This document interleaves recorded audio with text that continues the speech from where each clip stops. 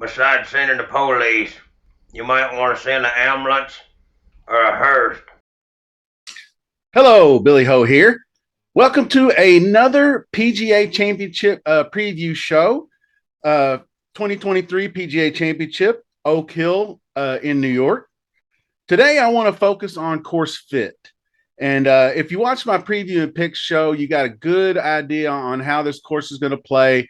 Tough, narrow, long, par 70, all that kind of good stuff. And if you haven't watched the preview show, be sure to do that because it's a really good show. It's one of my favorite ones of the week to do.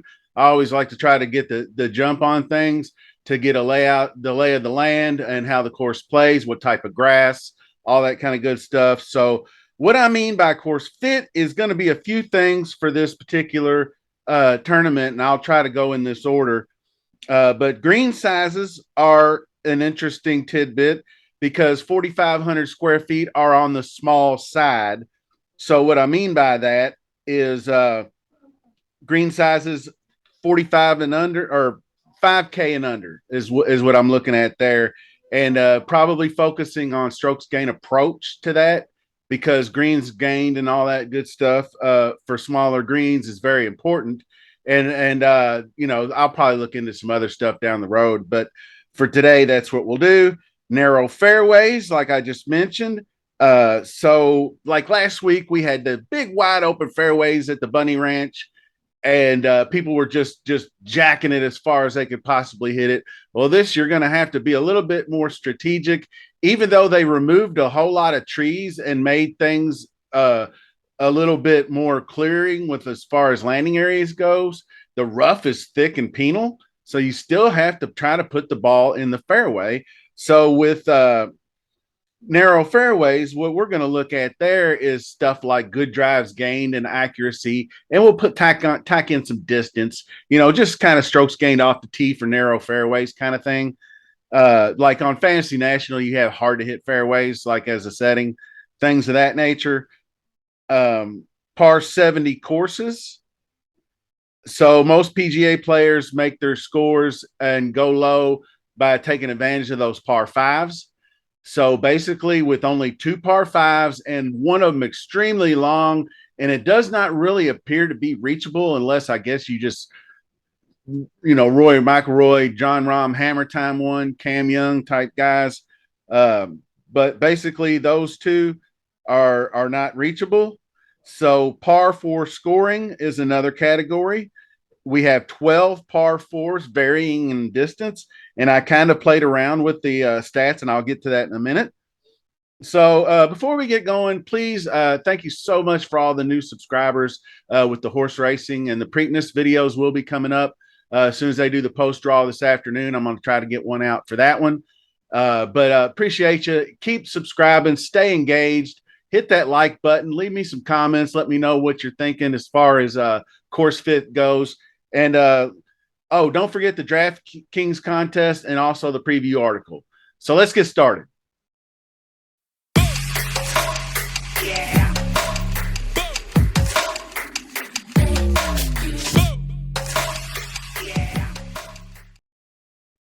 All right. So I mentioned to you the first category is par 70s, right? So basically, what I went to is this is golf betting system, GBS. You just Google it, golf betting system. They got a really good website. They have a lot of good articles. Steve Bamford, if you know him, about him on Twitter and whatnot, he does a YouTube podcast on his picks, and this is just basically a free stat model. Is basically what it is. So what I did was I went on here and I just chose strictly par 70 courses, right? And that's the only thing. And then I did a top 25. And so what we're looking at here, uh, like usual suspects up top, you got Brooks, Kepka, and it gives you a score, which is kind of neat because you can sometimes see a large gap between like a say a second or third or first and second or whatever. But these are all really close, actually, usually pretty close. But like Rory's a bit over Dustin as far as like this goes. And then you got Xander, JT. But these are all guys we would expect, the really good players, you know. So You get down here, and even Abraham Answer, we know he's good. So I'm not stunned by this, but it is something I wanted to look at. And this is another model, real quick. This I added in par 70 and long courses. So this is what Rory, Brooks, Justin. You can see the same kind of the similar guys up top, best players in the world, right? So that's one category you can look at because these are guys that are just really good all around tee to green players. Tee to green's a big stat this week. We'll hear all about it. Next category is smaller greens. So what I did here was I went to Rick Run Good's Holy Grail, and I went to last 4 years, and the only thing I did was I put in like greens that are like 3,000 to 5,500, just on that, so I could get some good sample sizes. And then I just sorted it by strokes gained approach. And I don't pay attention to like Martin Keimer's 8 rounds or Adri Arnis's 6 rounds. That's just not a big enough sample size for me. But what I do look at is things like Russell Henley, Colin Morikawa, Harold Varner, very good on approach to small greens. JT, obviously, Mito, Paul Casey. And that's going to be an interesting tidbit because I'll get to that. Well, I'll go ahead and say it now. Paul Casey last year, if you remember, he injured his back at match play, and it cost me dearly because I had him in a ton of lineups. It was like on the second hole, he tweaked his back out, had to withdraw. Then he just was, and then he eventually had to shut it down. I think he played the Open Championship, but he didn't play any other events. So he's back playing on Live. That's when he announced he was going to Live. So I guess he got past the back injury, and he's been playing on the Live Tour all year long, but not really middling. I'm not terrible results really, because there's only like 40, 56. I forgot how many golfers, but he's been in the 30s. I think he's got a couple of maybe top 5 finishes earlier in the year or whatnot. But I don't really know where his game's at. But he is a good fit, and he also has. But before, because he withdrew from the PGA Championship last year, but the 2 previous years PGA Championships were top 5s. So he is a good cheap price too, like 7,300. So what do we do with Paul Casey? I don't know. We still got time to decide that. But anyway, I just wanted to show you this, and this is something you can do if you do have Rick Run Good, or if you have other ones like Fantasy National. You can do rolling reports, and this is kind of what I'm doing right here. You have your strokes gained off the tee, or approach, and sorted by, and then just start taking off like 2020. And then you see Russell Henley shoots to number 1. Morikawa is still up there. Casey, Varner, Xander, Mito, all these guys. Then take that off.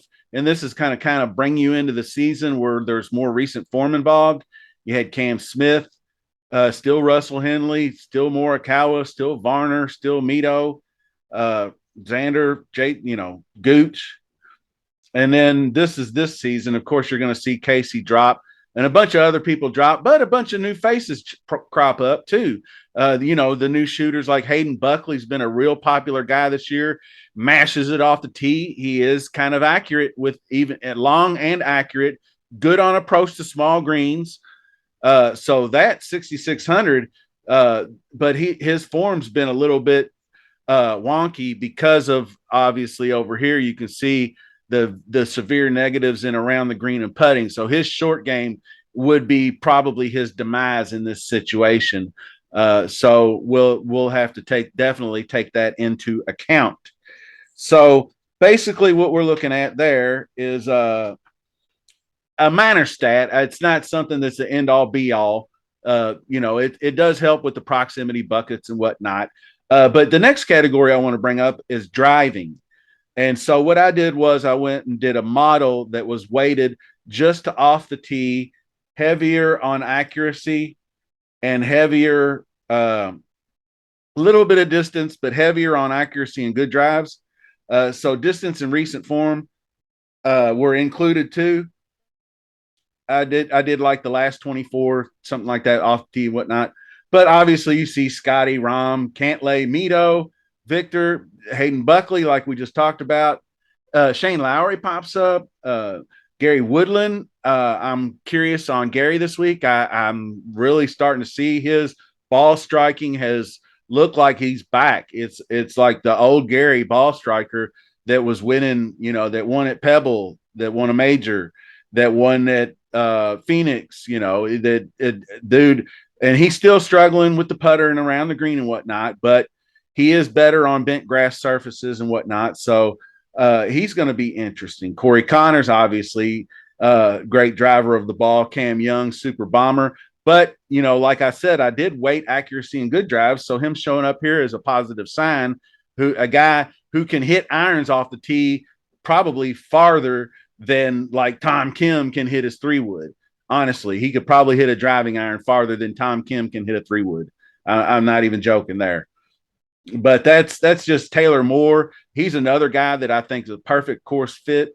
It's just going to be the nerves of these younger guys, how they're going to react to the major pressure situations. Because a lot of these guys didn't qualify for the Masters, but the PGA, you still, top 50 and whatever. Because Taylor Moore, I want to say won in Florida, so he did play the Masters. I think actually he made the cut at the Masters. Don't quote me on that, but he's a guy that I love to play on tough courses. So he's definitely going to be in the pool. And the last category I wanted to bring up is par 4 scoring. And what I liked about this one, which is cool with Rick's model, is the par 4 distances. So basically, I weighted it where there's 12 par 4s.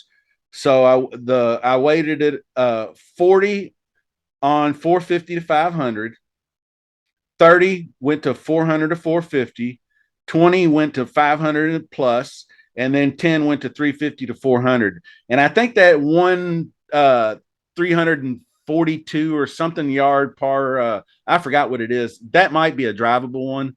I don't know yet where they'll tee it up at. But this is just something to play around with. And of course, my man Tony Finau's up here. He's a great par 4 scorer. But then you see a guy like Thurston Lawrence, and you're like, huh. Well, this Rick's stats include DP World Tour.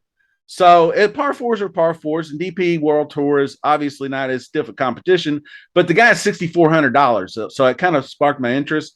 So I probably will look into him a little more. He's not long off the tee. He's very short. He averages about 280, which probably is not good for his prospects on the DP tour because all those guys just mash it like 320. But he is very accurate. He hits like 70, 60, 70%. Well, not 70, that's kind of pushing it, but for the DP World Tour, because a lot of those guys are wildly inaccurate. I mean, they're like sub 50%. He's like 60 plus, so he's accurate. And for short knockers, you have to be accurate, obviously. So he might be an interesting play. I'll have to look into seeing what his stats are on iron play. Like maybe he hits his long irons really well, better than most or whatever. So that's one guy to look into. And then you go down, you got a couple other Euro guys, Detry and Hogard, who we've seen. Nikolai Hogard, that is. I think Rasmus might even be in this tournament. But anyway, Terrell Hatton obviously been playing lights out golf. He was great yesterday, finished real strong. He's going to be a popular play at 8,500. That's probably too cheap for him. But he's not a guy that wins a lot. He's like won once or something like that. I forget. He won Arnold Palmer or something. But Jason Day, who's last week's winner, he's 8,900. That's a fair price for him. He'll probably be popular. Taylor Moore, top 10. Rory and Rahm, you see 12 and 13. So that's kind of interesting. Those are two guys that just dominate par 5s. That's why they're so good. So, and then you got a guy like Jordan L. Smith, who we've hardly seen none of. He doesn't have any rounds, so I would probably not. I'll probably dismiss that. But Max Homa is really good par 4 scorer, obviously. But his problem is his driver. He's wildly inaccurate. He hasn't been driving like him and Kitayama both haven't been driving the ball that well lately. So I'm going to play around with this for a while just to see if I can spark some interest in some other guys. There's Rasmus. Chris Kirk's another one that would be a good course fit. And I'll start looking into guys. I didn't really bring it up, but guys like bent grass specialists or people that are better on bent, better on faster greens or things of that nature. But that I thought this was a good show to do for PGA Championship, just to spark people's interest and see where it takes us. And maybe after the tournament, we'll see maybe if some of those guys that you saw on your screen there, maybe I didn't mention them, maybe I did. Maybe they show up, maybe they have a good week. Well, who knows? But stay tuned for future videos. I'm going to try to do a DraftKings show tomorrow once we start getting a better idea of ownership. I think ownership will be, since pricing came out early, I think whenever the first projections of ownership come out, they're going to be a lot more steady than from Monday to Tuesday, because pricing came out like Friday. So hopefully we'll get something done. And until then, we'll see you soon. Thanks again.